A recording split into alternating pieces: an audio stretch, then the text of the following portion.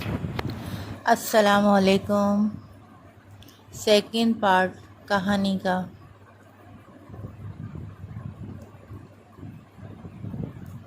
اس لیے میرے کالج کے خرچے سمیت ٹھیک ٹھاک گزارا ہو جاتا ہے۔ شیبہ اب تمام وقت خیام کے بارے میں سوچنے لگی تھی، لیکن خیام کی سوچوں کا دھارا مڑ گیا تھا۔ وہ اس کے بارے میں نہیں بلکہ اس کی بڑی بہن سے ملنے کے بعد اسی کے متعلق سوچنے لگا تھا۔ شیبہ تو اتنی پختہ نہیں تھی، اس میں بچپنا تھا، جبکہ صبا اس سے زیادہ ذہین اور پختہ سوچوں کی مالک تھی۔ تاہم خیام نے اپنے احساسات شیبہ سے چھپا رکھے تھے۔ اب بھی وہ صبا کی شخصیت سے مزید آگاہی چاہتا تھا۔ اس کے بعد ہی اس نے زندگی کے اہم فیصلے یعنی شادی کے بارے میں سوچنے کو ترجیح دی تھی۔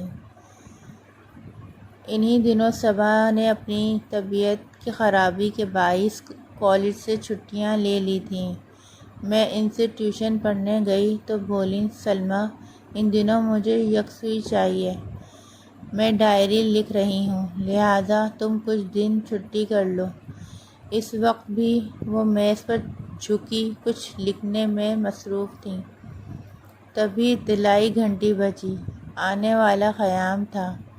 میں نے گیٹ پر دیکھا اور بولیں کہ اس کو اندر آنے کا کہہ دو۔ وہ اندر آ گیا اور خاموشی سے کرسی پر بیٹھ گیا۔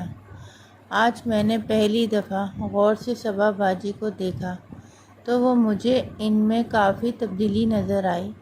پہلے وہ اپنے آپ سے بے نیاز رہتی تھیں، انہیں اپنا سراپا کا ہوش نہیں ہوتا تھا، لیکن آج وہ خاص طور پر مجھے بنی سنوری لگ رہی تھیں، جیسے کوئی پہلے سے خود کو سنوار کر کسی کا انتظار کرتا ہے۔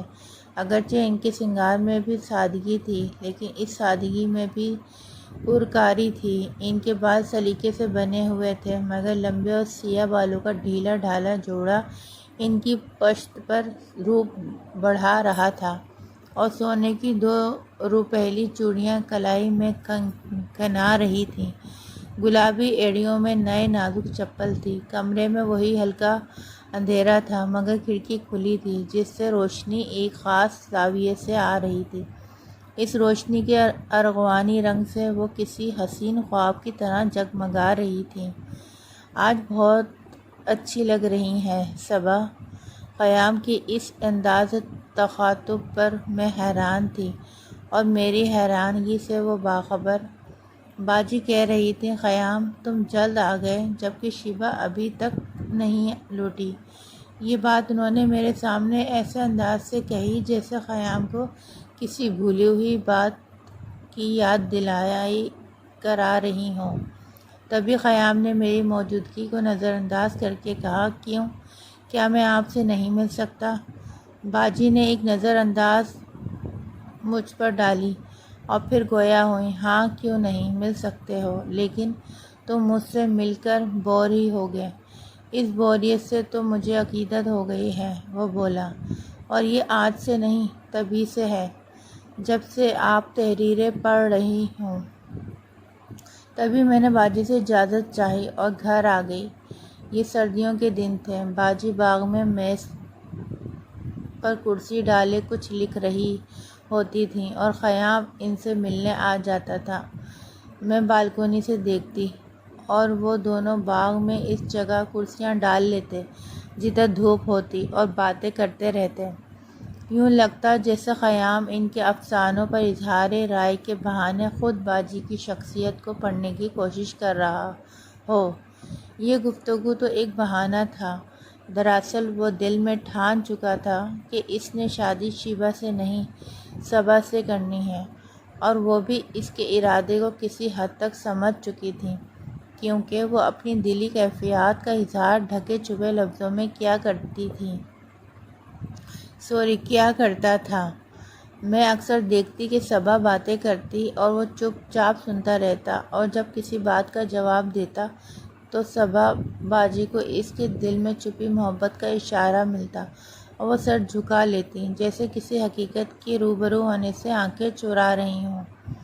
رفتہ رفتہ ان کے مابین تکلف و حجاب محور ہو گئے۔ اپنائیت کا احساس عروج کو پہنچ گیا۔ ایک دن میں باجی کے پاس ٹیوشن پڑھنے گئی۔ اس وقت شیبہ بھی گھر پر نہ تھی۔ اس نے خیام سے نہ آنے کی شکایت کی۔ صبا اور خیام دونوں اس شکوے پر چپ ہو گئے۔ ان میں سے کسی نے یہ نہیں کہا کہ خیام تو یہاں روز آتا ہے، لیکن اس وقت جب شیبہ ڈیوٹی پر ہوتی ہے۔ ایک دن شیبہ ڈیوٹی پر گئی، مگر 3 گھنٹے کے بعد چھٹی لے کر آ گئی، کیونکہ اس کی طبیعت خراب تھی۔ گھر آئی تو حیران زدہ رہ گئی۔ خیام کو بہن کے کمرے میں اس سے بات چیت کرتے پایا، جبکہ اس نے کہہ رکھا تھا کہ جو چھٹی لے کر گاؤں جا رہا ہے، اور اب وہ اس کے گھر بیٹھا ہوا تھا۔